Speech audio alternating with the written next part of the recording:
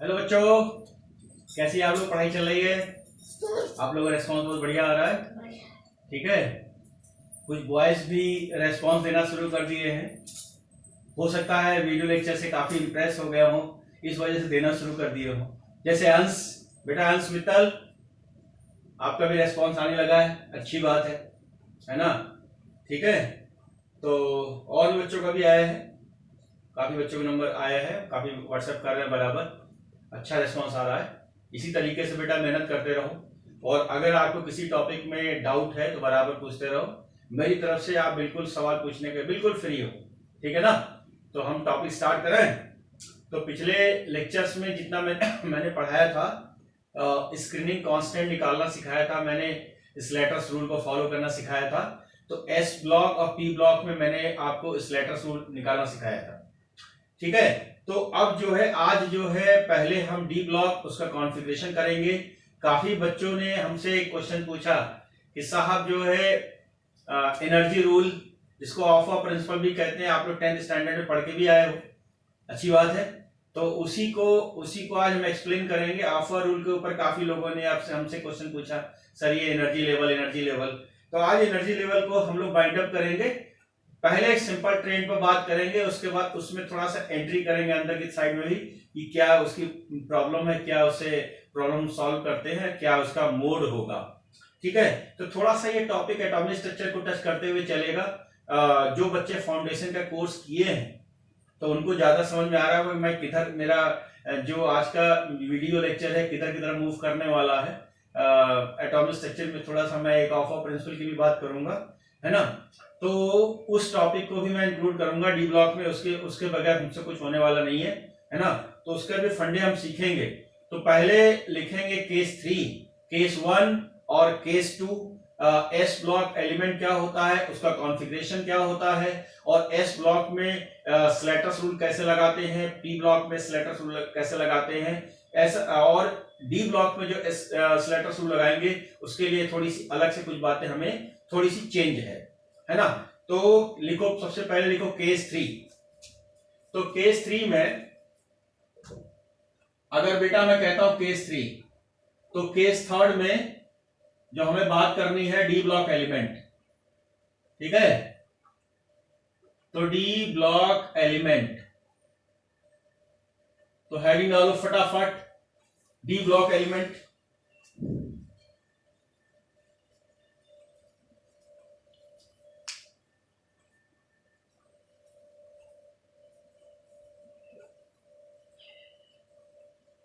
लिखा बच्चों? यहां से भी डी ब्लॉक एलिमेंट से भी मैं आपसे कुछ बात शेयर जरूर करूंगा।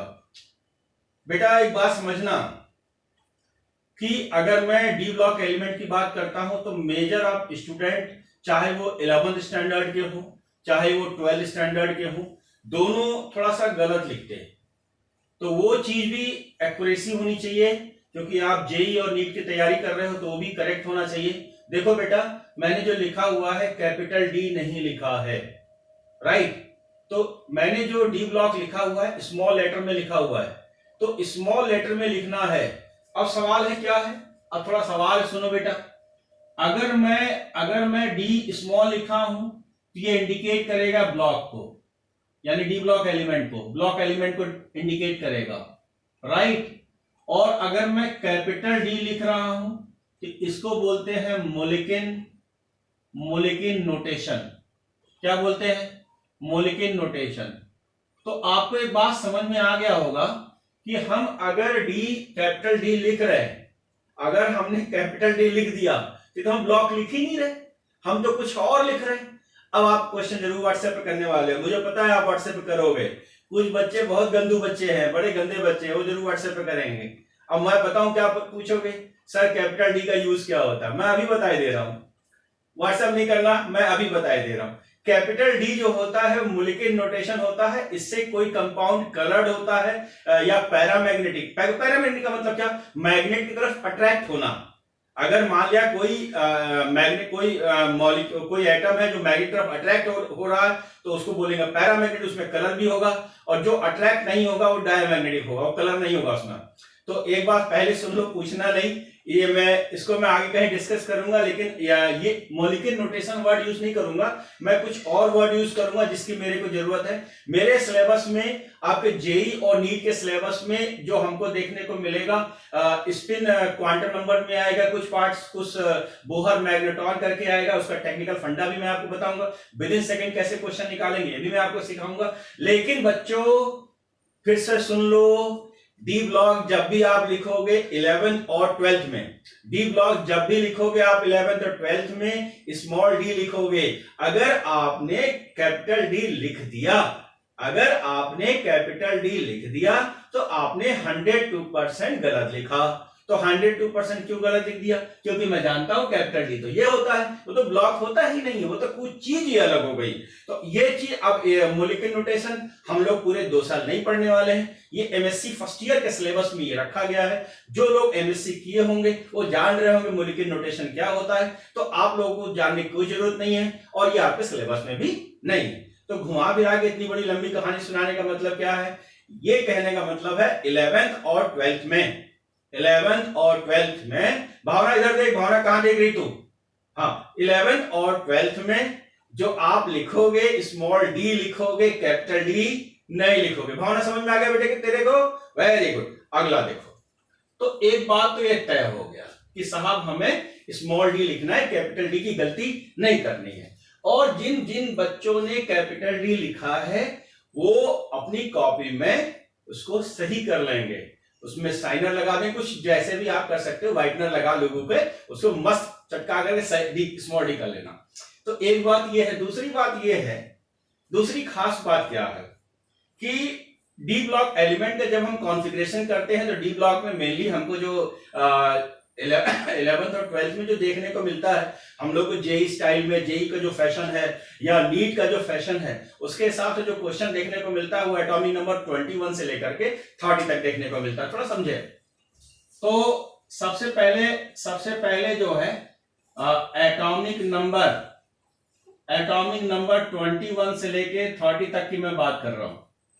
और एटॉमिक नंबर 21 से 30 तक आप फैमिलियर भी हो, एटॉमिक नंबर 21 से लेकर के 30 तक आप फैमिलियर हो, ठीक है ना?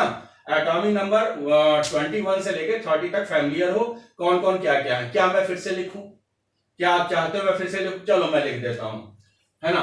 ये हो गया scandium, titanium, vanadium, chromium, Mn, Fe, cobalt, nickel, copper and zinc. Atomic number 21, 22, 23, 24, 25, 26, 27, 28, 29 and 30। Note करो बच्चों।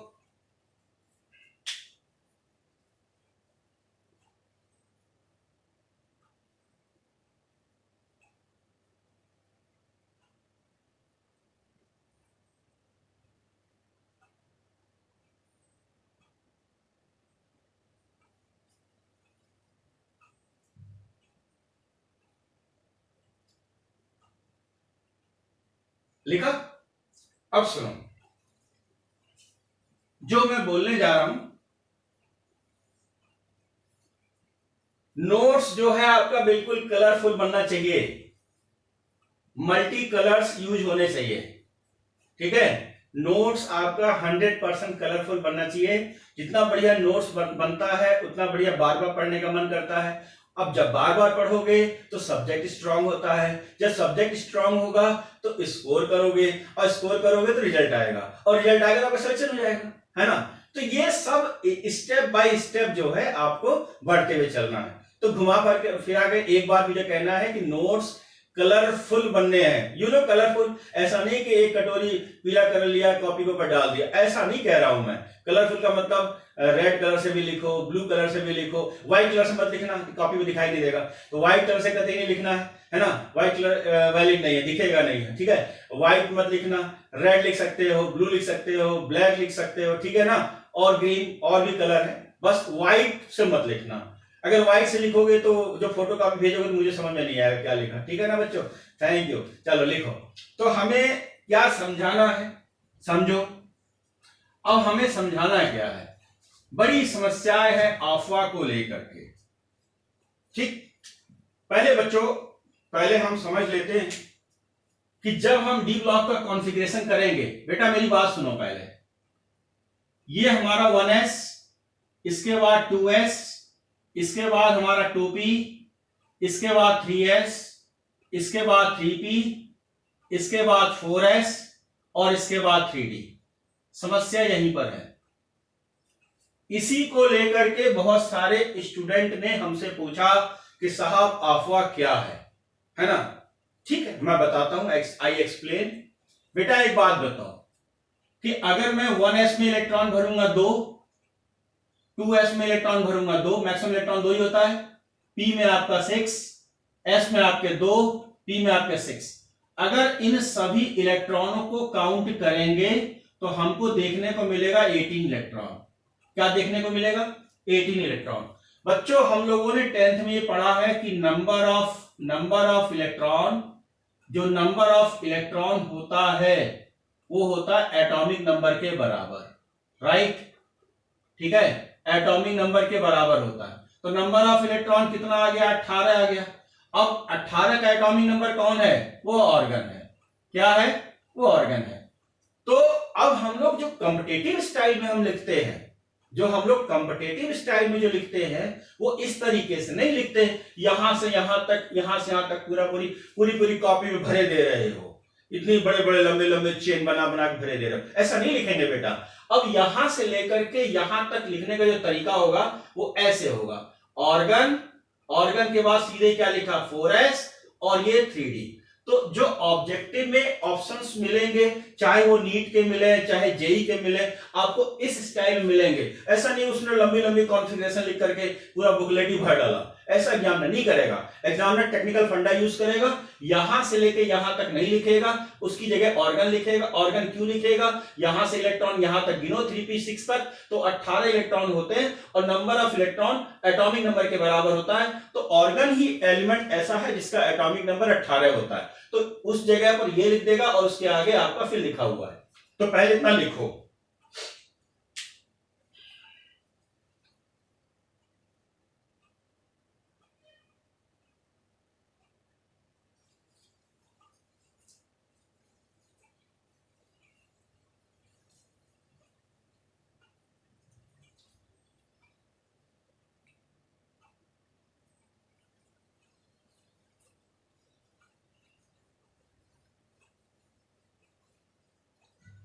ठीक है बेटा, फिर से देख लो।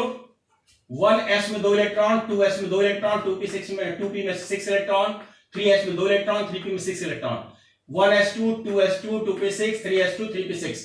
अगर सभी इलेक्ट्रॉन गिनेंगे टोटल इलेक्ट्रॉन आपको 18 मिलेगा, और 18 की वजह से यहां तक न लिख के हम ऐसा लिखेंगे। क्लियर? अब यहां पर जो है आप कहते हो साहब 3s 3p के बाद 3d होना चाहिए, तो 4s कैसे हो गया? यही आफ्वा का प्रिंसिपल है। ठीक, तो नोट करके पहले लिखेंगे आफ्वा प्रिंसिपल भला क्या है, उसको समझेंगे, उसके बाद हम ऐसा क्यों करते हैं यहां पर अप्लाई करेंगे।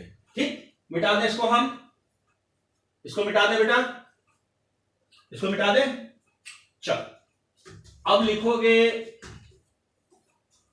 नोट करके, क्योंकि एटॉमिक स्ट्रक्चर का पार्ट है इसलिए नोट करके लिखेंगे। एक बार मैं और पढ़ाऊंगा और इसमें 2-3 चीजें मैं चुरा लूंगा, यानी नहीं पढ़ाऊंगा, नहीं बताऊंगा, उसको एटॉमिक स्ट्रक्चर बताऊंगा। अगर मैं वो 3 भी बता दूंगा तो फिर एटॉमिक स्ट्रक्चर में टॉपिक के बेकार हो जाएगा, मजा नहीं आएगा। यानी कोई चीज ऐसा जरूर मैं 2-3 चीजें छोड़ दूंगा, बचा लूंगा, जो मुझे उसमें बताना, वहां भी कुछ नया लगना चाहिए। ये नहीं कि हाँ ठीक है साहब पढ़ लिया, वहां के लिए भी कुछ नया होना चाहिए ना। तो 2-3 चीजें जो यहाँ के लिए काम चलेगी मैं यही बता दूंगा, लेकिन जो कुछ चीजें वहां के लिए भी है तो वहां के लिए भी बचा के रखूंगा। ठीक है, तो अब देखो नोट करके, नोट में ऑफ प्रिंसिपल, ठीक है, ऑफ प्रिंसिपल। तो ये आफ्वा प्रिंसिपल है। कौन बताएगा मेरे को? अंजलि तू बता, अंजलि तेरे हिसाब से आफ्वा प्रिंसिपल क्या होना चाहिए? या सोनाक्षी तू बता। बिटिया सुना है कभी? सोनाक्षी आपने सुना है कभी बिटिया? अंश मित्तल क्या कहते हो? बताओगे? चलो अच्छा मैं बताता हूं, फिर मेरी बात सुनो, ध्यान से सुनो। पहली एक बात यह है, अगर मैं क्वेश्चन ये पूछता हूं कि बताओ आफ्वा किस कंट्री का साइंटिस्ट था, ठीक? अगर मैं क्वेश्चन ये पूछता हूं कि आफ्वा किस कंट्री का साइंटिस्ट था, ठीक है, तो बहुत सारे तेज तर्रार बच्चे मेरे को बताते हैं साहब ये जर्मन कंट्री का साइंटिस्ट था। बहुत सारे बच्चे मेरे को बताते हैं, अच्छे अच्छे प्रिपरेशन करने वाले बच्चे बताते हैं कि साहब ये जर्मन कंट्री का साइंटिस्ट था। क्या ये सही है? भाई मेरे को तो सही नहीं लगता है, ये एक अफवाह है। क्या है? ये एक अफवाह है, अफवाह नहीं है, ये अफवाह है।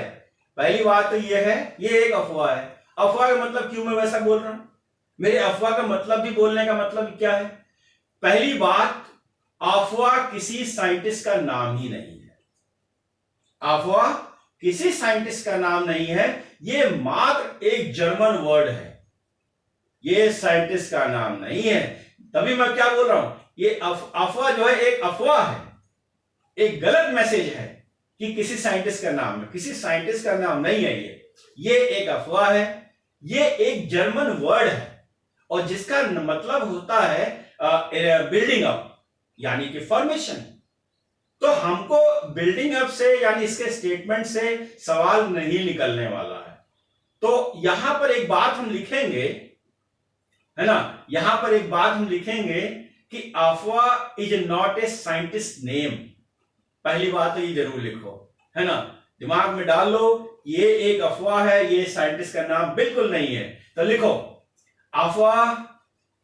दीपिका तेरे को समझ में आ रहा है भैया? तो तेरे हिसाब से कैसा चल रहा है? ठीक चल रहा है? मजा आ रहा है नहीं आ रहा है? वीडियो लेक्चर लग रहा नहीं अच्छा? चल भाई चल, कोई बात नहीं, अच्छा आ रहा है, अच्छा आ रहा है। नहीं नहीं, अच्छा रिस्पॉन्स कर रही तू। मैं तो मजाक करता रहता हूं, मेरी आदत है। चल लिख। हाँ मैंने क्या बोला था, क्या मैं पढ़ा रहा हूं? अच्छा हाँ, अफवाह पढ़ा रहा हूं। लिख अफवाह is not a scientist name. Afwa is not a scientist name. It is only a German word. It is only a German word. Means building up. मैं इसका लिख सकता हूं? आप लोग कहोगे सर लिखो, हमें तो छापना है, हम छाप लेंगे।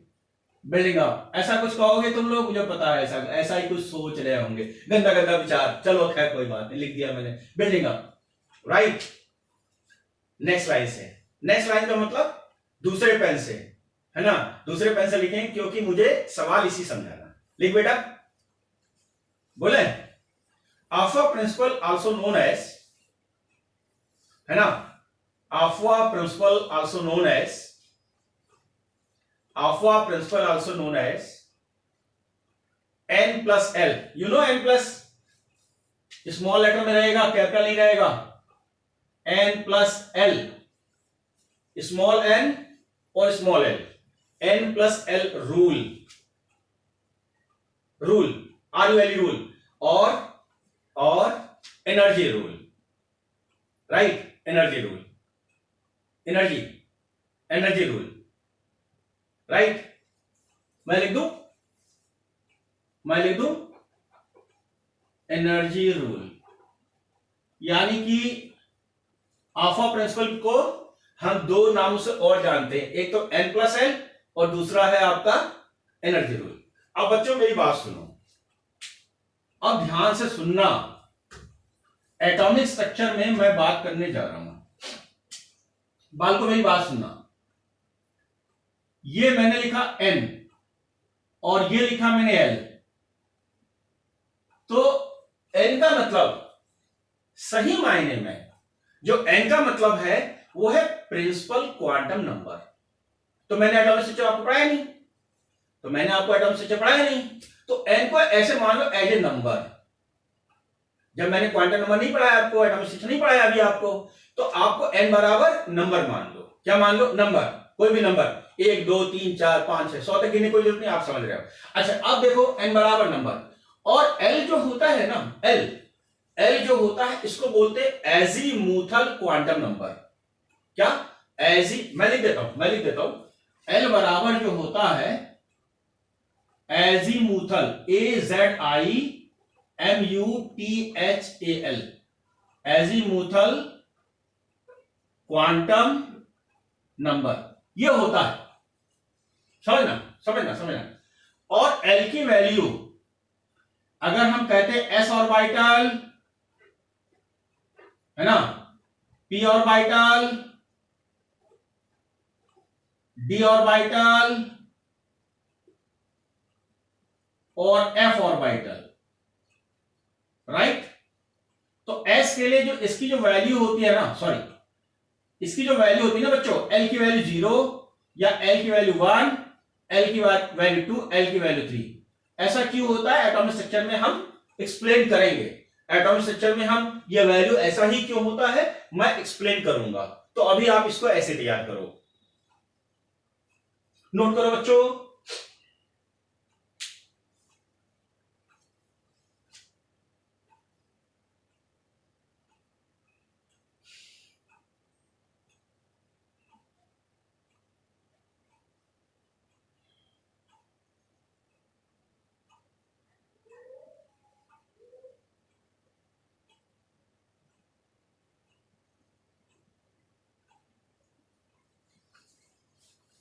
लिखा बच्चों?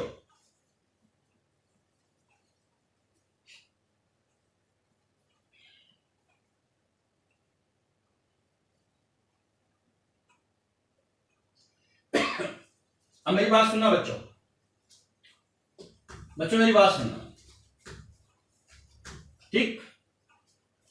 अफवा के दो रूल हैं, इस प्रिंसिपल में दो फैक्ट हैं। पहले देखो, जब आप कॉन्फ़िगरेशन कर रहे हैं, ठीक है, तो सबसे पहले इलेक्ट्रॉन भरते हैं 1s 2s 2p, है ना। तो इनका ये कहना है कि इलेक्ट्रॉन पहले उस ऑर्बिटल में भरेंगे जिसकी एनर्जी सबसे कम होगी। फिर से मेरी बात सुन लो, अफवा का ये कहना है इलेक्ट्रॉन पहले उस ऑर्बिटल में भरेंगे जिसकी एनर्जी सबसे कम होगी। फिर से सुन लो, इलेक्ट्रॉन पहले उस ऑर्बिटल में भरेंगे जिसकी एनर्जी सबसे कम होगी। तो एनर्जी सबसे कम होगी इसका मतलब n प्लस एल की वैल्यू सबसे कम होगी। एनर्जी कम है इसका मतलब n प्लस एल की वैल्यू सबसे कम है। मेरी बात सुन ले, अगर एनर्जी कम है तो n प्लस एल की वैल्यू सबसे कम है, राइट। अब क्वेश्चन ये बनता है कि 1s ऑर्बिटल में ही हम कॉन्फ़िगरेशन में सबसे पहले इलेक्ट्रॉन क्यों भर देते हैं, 1s में ही इलेक्ट्रॉन क्यों भर देते हैं, इसको समझने की कोशिश करते हैं। अब बेटा देख, यहां लगाते n प्लस एल, यहां प्लस लगाते n प्लस एल और यहां लगाते n प्लस एल। मेरी बात सुनना, n का मतलब नंबर, ये 1 हो गया, और l की वैल्यू s के लिए अभी लिखवाया 0, 1 प्लस 0 बराबर 0, ठीक है ना, 1 प्लस 0 बराबर 0, ठीक है ना। जाग रहे हो सो रहे हो बताओ, भावना तू बता कितना आ रहा है। वो देखो 0 बोल रही, गंदी लड़की। 1 प्लस 0 बराबर कितना, 1। नहीं आया अंश, बिटिया बेटा, अरे हंसना नहीं, अंश बेटा होता है बिटिया नहीं होता है। कितना आया 1। अब ये देख, ये वैल्यू कितना हुआ 2, और L की वैल्यू S के लिए कितना 0 बराबर कितना आया 2। अब यहां लगा 2 प्लस 1, L की वैल्यू P के लिए 1, कितना आया 3 आया कि नहीं आया। तो इलेक्ट्रॉन पहले उसमें भरेंगे जिसमें एनर्जी क्या होगी सबसे कम, फिर उससे ज्यादा, फिर उससे ज्यादा। तो ये पहला रूल हुआ, अफवा का पहला रूल हुआ कि इलेक्ट्रॉन पहले उस एटॉमिक ऑर्बिटल में भरेंगे जिसकी एनर्जी क्या होगी सबसे कम होगी। क्या मैं स्टेटमेंट लिखवाऊं, लिखो, ए और बी 2 पॉइंट करके लिखना, ए और बी करके 2 पॉइंट करके लिखना। ए लिखो, अकॉर्डिंग टू अफवा, अकॉर्डिंग टू अफवा, अकॉर्डिंग टू अफवा, electron firstly filled in those atomic orbital, in those atomic orbital which contain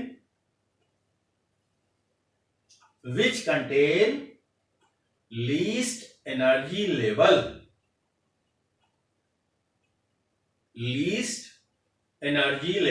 और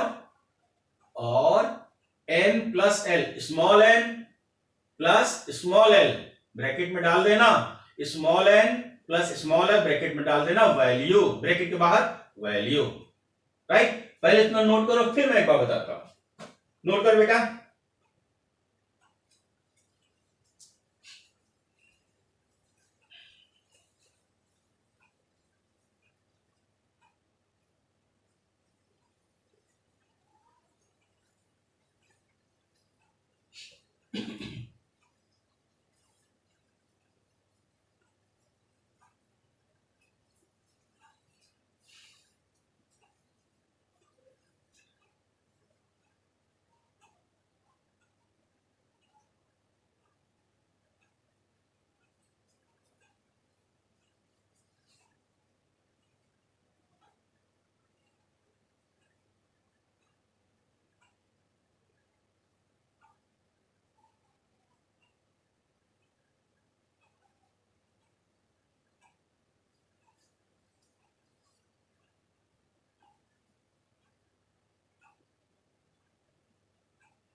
लिखा बच्चों, बाल को लिखा?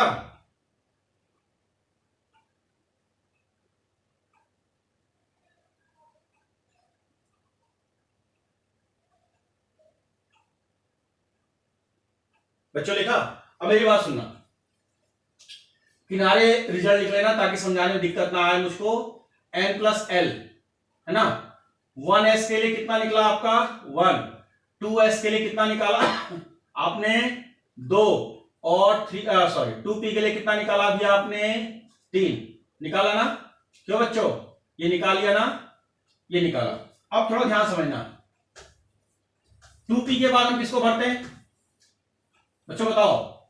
2p निकाला आपने, 2p के में n प्लस एल कितना आया 3 आया। 2p के बाद किसमें भरते हैं 3s में, और 3s के बाद किसमें भरते हैं 3p में। अब मेरी बात समझना ध्यान से बच्चों, ध्यान से समझना, ये आपका 2p के बाद हम इलेक्ट्रॉन भरते हैं 3s में, फिर 3p में भरते हैं। राइट, अब समझना, अब यहां पर n प्लस एल यहां लगाते हैं, समझना बेटा। अब यहां n कितना है, देखो n की वैल्यू 3 और l की वैल्यू s के लिए 0, बराबर कितना आया 3 आया। देखो ध्यान सुनो, ध्यान से सुनो, अब यहां पर जो है 2p और 3s दोनों की एनर्जी लेवल क्या है, बराबर है। दोनों की एनर्जी लेवल क्या है, बराबर है। जब दो एटॉमिक ऑर्बिटल, इनका दूसरा रूल क्या है, अफवाह का दूसरा रूल यह है कि अगर दो एटॉमिक ऑर्बिटल जैसे 2p और 3s, जैसे 2p और 3s दोनों की एनर्जी बराबर आ रही हो, दो एटॉमिक ऑर्बिटल जिसमें दोनों की एनर्जी बराबर आ रही है, देखो 3-3 आ रही है, तो इलेक्ट्रॉन पहले उस एटॉमिक ऑर्बिटल में भरेंगे जिसमें n का मान कम होगा। देखो दोनों की वैल्यू बराबर आ रही है, तो इलेक्ट्रॉन पहले किसमें भरेंगे 2p में। क्यों भरेंगे, क्योंकि n की वैल्यू इसमें कितना 2 और इसमें n की वैल्यू कितना 3, तो यहां पर n की वैल्यू 2 है, यहां पर 3 है। तो यहां पर बच्चों इस बात का ध्यान रखना कि दो एटॉमिक ऑर्बिटल जिसमें दोनों की एनर्जी अगर बराबर आ रही है, तो इलेक्ट्रॉन पहले उस एटॉमिक ऑर्बिटल में भरेंगे जिसमें n का मान कम होगा। फिर से सुन लो, दो एटॉमिक ऑर्बिटल जिसमें दोनों की एनर्जी बराबर आ रही हो, तो इलेक्ट्रॉन पहले उस एटॉमिक ऑर्बिटल में भरेंगे जिसमें n का मान कम आ रहा हो। राइट, तो कम यहां है, 2 यहां है, यहां 3 है, तो यहां पर पहले भरेंगे, यहां बाद में भरेंगे। ठीक है ना, पहले लिखो, बी पॉइंट करके लिखो। If two atomic orbital, TW और 2, if two atomic orbital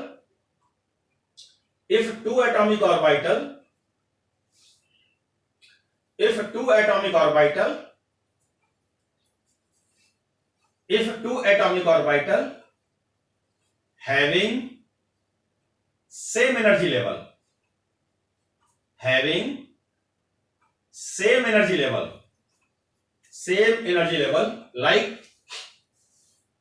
like 2p and 3s, like 2p and 3s, like 2p and 3s atomic orbital, like 2p and 3s atomic orbital, then electron firstly filled,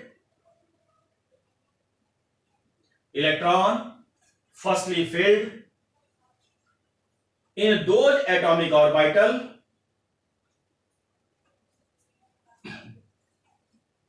which contain least value of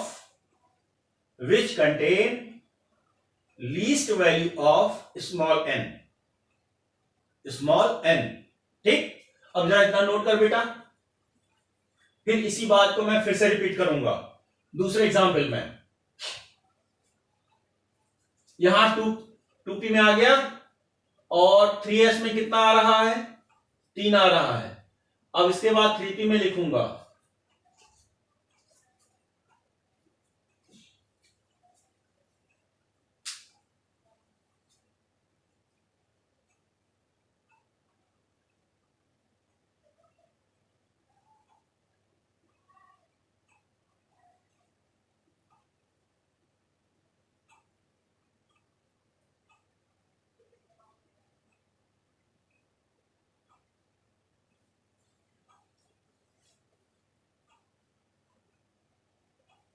लिखा बच्चों? अब फिर से दिमाग लगाओ बेटा। लिखा बेटा? अंजलि लिखा बिटिया तूने?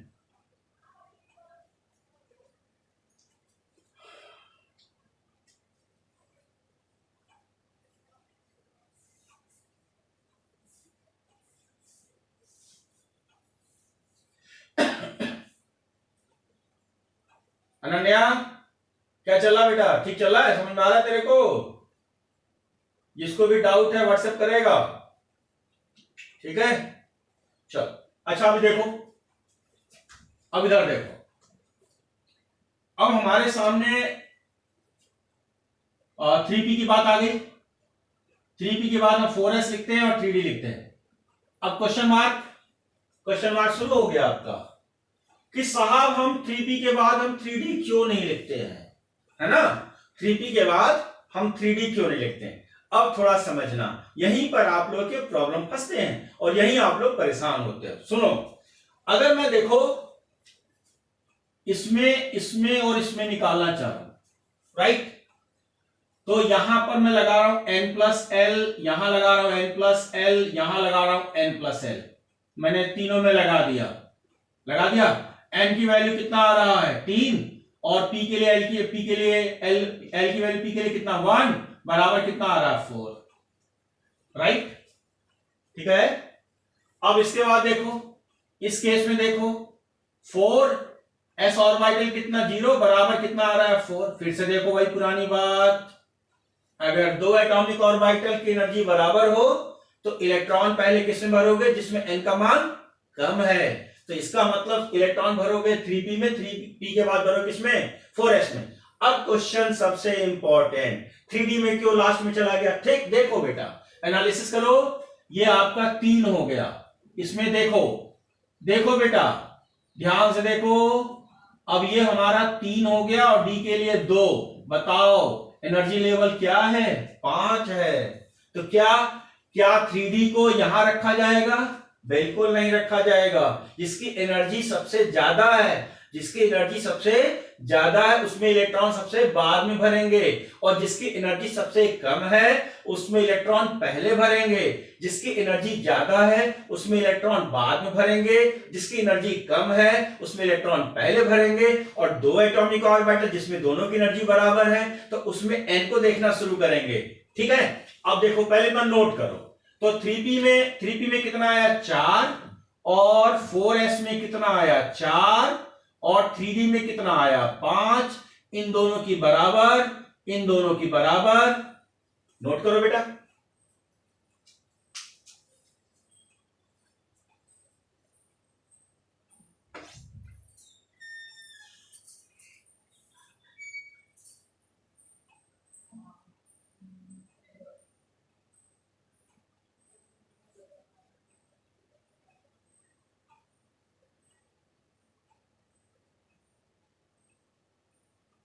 लिखा बच्चों?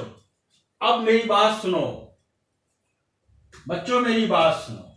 अब इलेक्ट्रॉन 3D में डी ब्लॉक में इलेक्ट्रॉन कैसे भरेंगे? बाल को डी ब्लॉक में कैसे भरेंगे? 1s 2s 2p 3s, है ना? 3s के बाद 3p 4s और 3d। यानी यहां से यहां तक के लिए क्या लिखेंगे? ऑर्गन। फिर क्या लिखेंगे? 4s और 3d। लिखो बेटा,